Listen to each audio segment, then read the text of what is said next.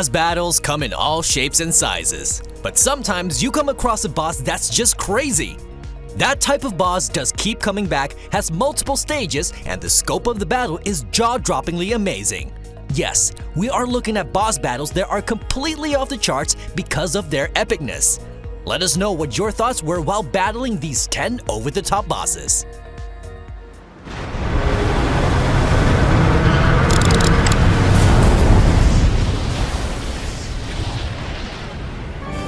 Well, that's new.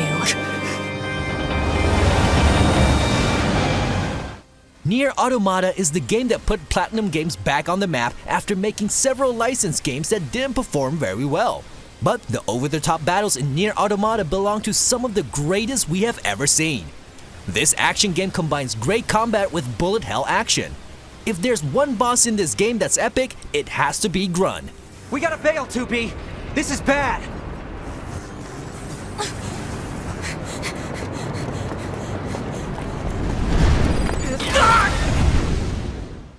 This boss is gigantic, and you need to use all kinds of gameplay mechanics to take him out. During the fight, he turns out to be even bigger than you expected. The multiple stages, gameplay variety, and overall scale make Grun one of the greatest bosses of recent times.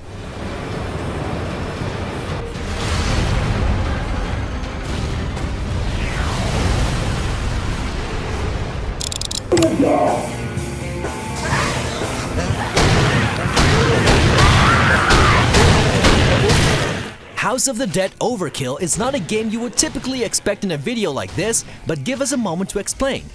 So, you've been shooting zombies the entire game. Then Varla appears, groping your butt. Apparently, she had a brain transplant and now Evil Mother has taken over her body. She gets shot down and suddenly reappears as a gigantic demon.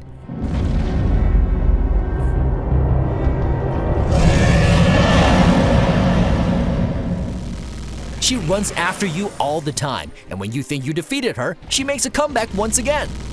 Outside, she's spawning zombie babies, and when you finally put her down, her son climbs back into her womb. Now that's just outright nasty. Goodbye, boys!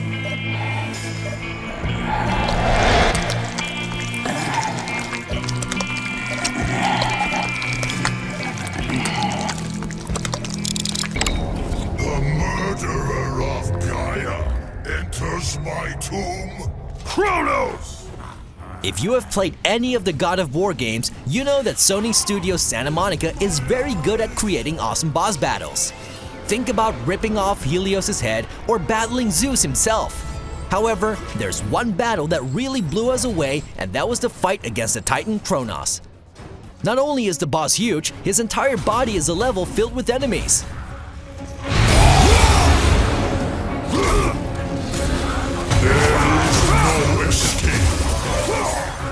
You're climbing up the mountain to finish this behemoth, but that mountain is literally his body. And while you're walking over his arm, beating enemies and kicking ass, you also need to hit his disgusting nails and climb over his seriously unhygienic body. There's nothing more satisfying when you finally take him out, as Kratos always does.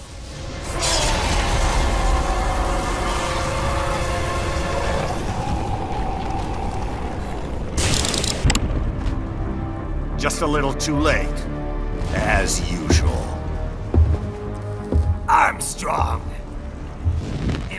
Many people have a love-hate relationship with Raiden from the Metal Gear series, but you can't deny the epicness of the combat in Metal Gear Rising: Revengeance. This game blew our minds a couple of years back, and the final fight against Senator Armstrong is the cherry on the pie. First, he's controlling a giant insectoid mech, and when that huge robot goes down, he turns himself into some sort of nano-superpowered heavyweight MMA fighter.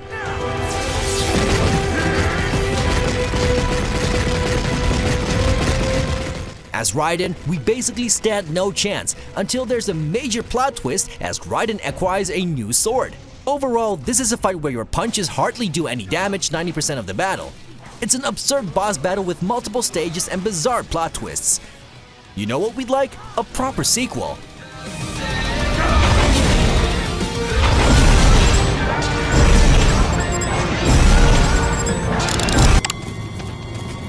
Dude, you can't be serious! Oh crap, you are! That's not a beast. That's a mountain. The latest installment in the Final Fantasy series had a lot of people excited. The combat was fun, the story was nice, and it offered some great boss fights as well. Even when the game is over, there are still things to do, like fighting a giant turtle known as the Animantoids.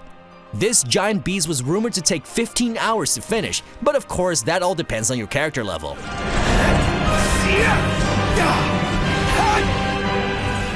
Either way, the Adamantoise is an insane damage sponge that's capable of doing crazy amounts of damage. Of course, there are guys that tell you about the sweet spots, but where's the fun in that? Knowing that this was meant as a multi-hour battle is baffling on its own.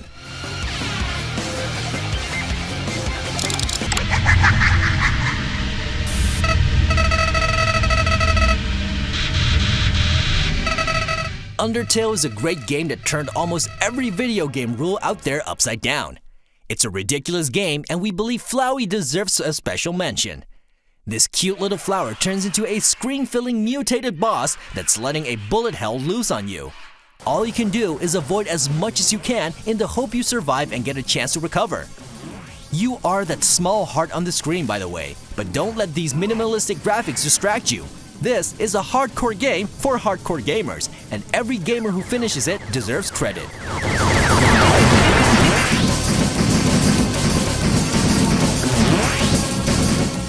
Flowey delivers an energetic 7-minute boss fight that requires the utmost concentration.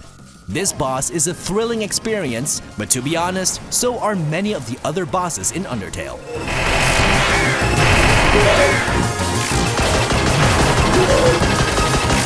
You don't understand!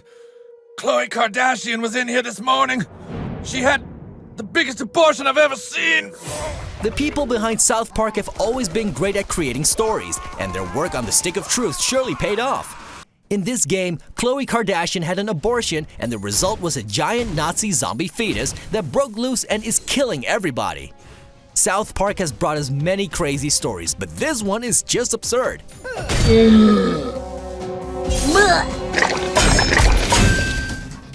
The fight itself is pretty straightforward, with the fetus doing some bashing and puking, but the fact that you are fighting a fetus is already weird, but it's also a zombie, a giant, and a Nazi. It's ridiculous, really. That's it! The area is secure! Code green!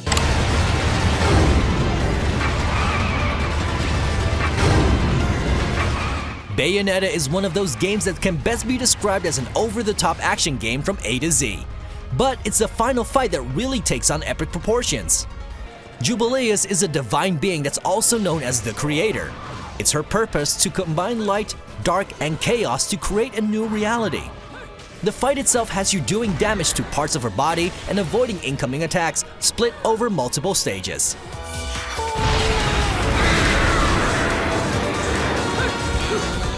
It's a battle completely in style with the rest of the game, as it's completely over the top as it even takes place in space.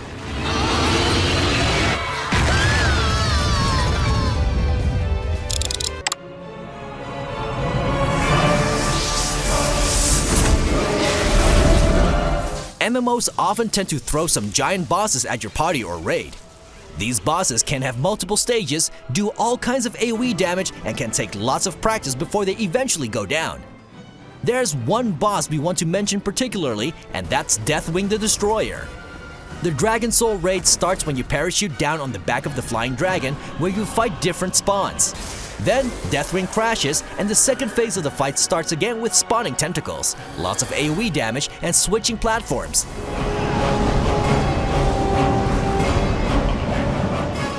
This entire raid is based around a monumental dragon. It's a totally over-the-top fight for sure.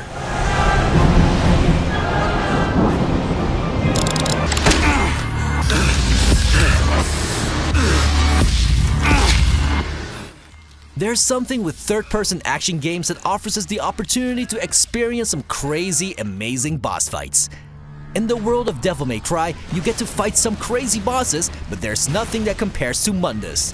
When you finally meet this villain, he changes and becomes this gigantic monster built out of debris. What follows is a multi-staged fight in which you are trying to reach his eye and eventually try to get inside him to kill the real Mundus that's inside.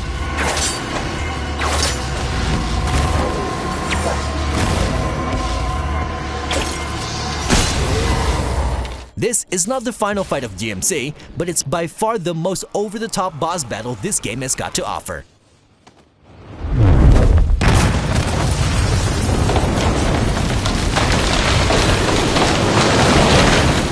Did you play any of these battles? Which one was your favorite? Let us know in the comments and don't forget to subscribe to the channel and like the video.